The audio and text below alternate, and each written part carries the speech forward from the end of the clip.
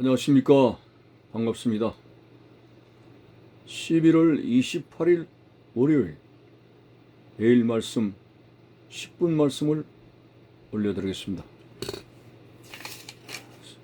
성경 말씀은 누가복음 13장 10절에서 13절까지입니다.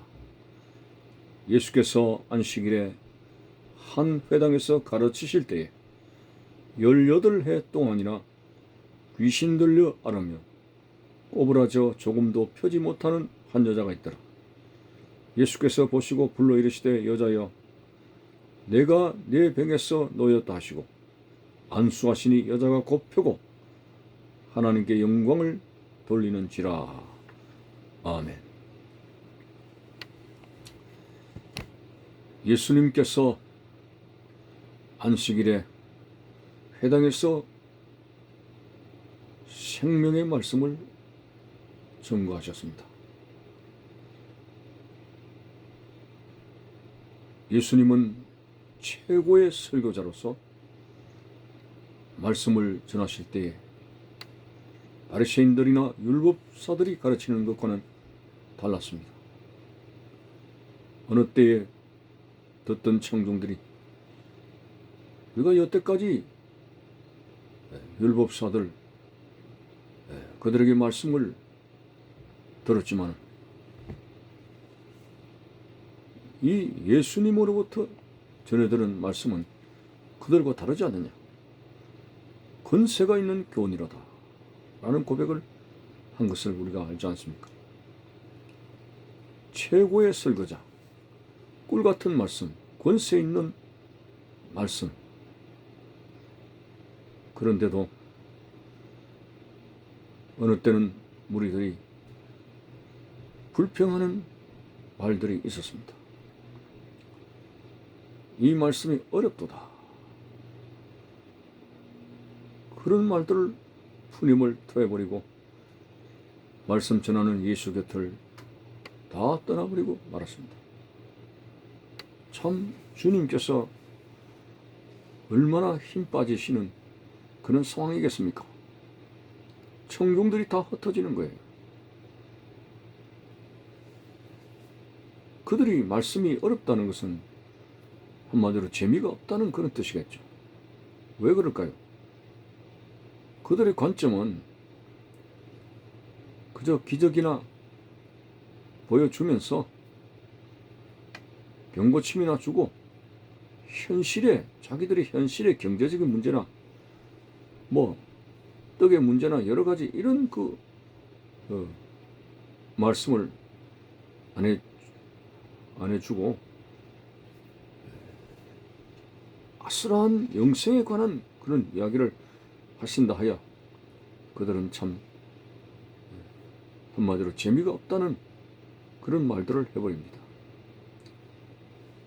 그래서 예수님은 제자들에게 너희들도 가려느냐 라고 했을 때 베드로가 영생의 말씀이 계심 우리가 주를 떠나서 어디로 가오리까 라는 진실한 고백을 했습니다.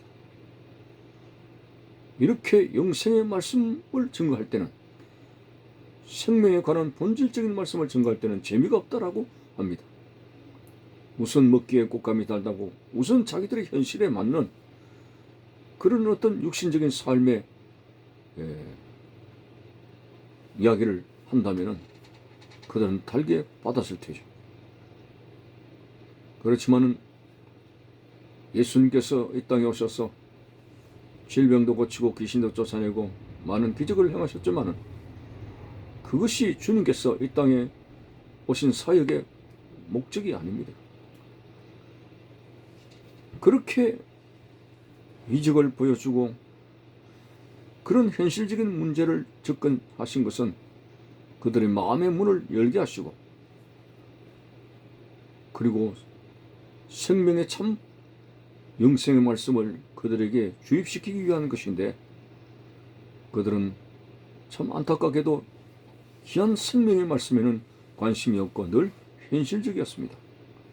물론 예수님께서는 그들의 현실의 아픔과 고통을 외면하는 게 아닙니다. 오늘도 본문에 보니까 회당에서 가르치실 때에 18해 동안이나 귀신 들려가지고 그 질병으로 고통을 받으며 허리가 꼬부라져 조금도 펴지 못하는 한 여자, 그 사람에게 예수님이 다붙였어.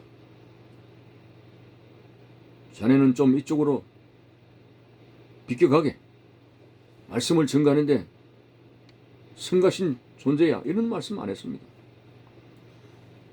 18년 동안 고통받는 그 여인의 현실을 무시하지 않았습니다.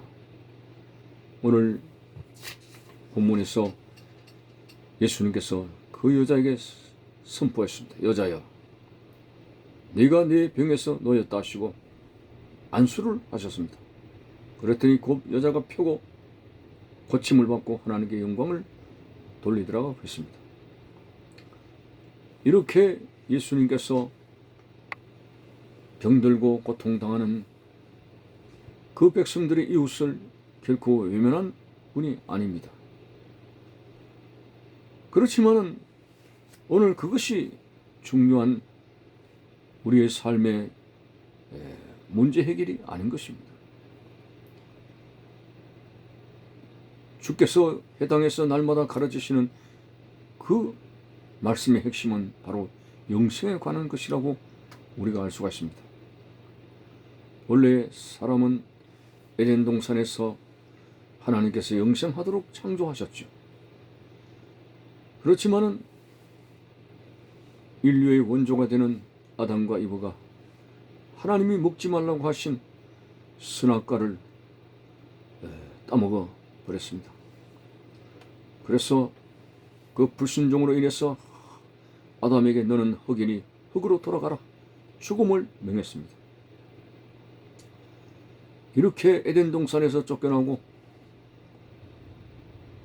아담과 이브의 모든 후예들이 죽음의 근세에 사로잡히며 참으로 가장 절망적인 죽음의 늪에서 허우적거리는 오늘 인생들. 그래서 예수님께서는 이 땅에 오셔가지고 자신이 제물이 되어서 자신을 믿는 모든 자에게 죄사함을 주시며 예수 그리스도의 피를 통해서 이 죄 많은 세상에서 죄의 문제가 해결되고 오직 하나님의 의인으로서 살도록 만들어 주셨고, 그리고 영생할 수 있는 길이 되어버렸습니다.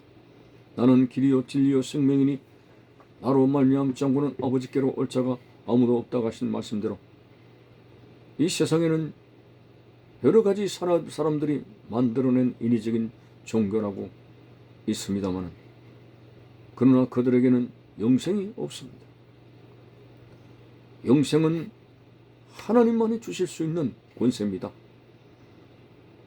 하나님은 죄를 가지고 영생에 들어갈 수 없는 하나님의 섭리가 있기 때문에 인간의 죄를 살 수 있는 자를 그 아들로 선정을 하셨고, 죄 없으신 하나님의 아들 예수만이 진정 하나님 편에서 볼 때에 죄를 사하시게 되는 하나님의 아들로서 십자가에 죽도록 하셨습니다.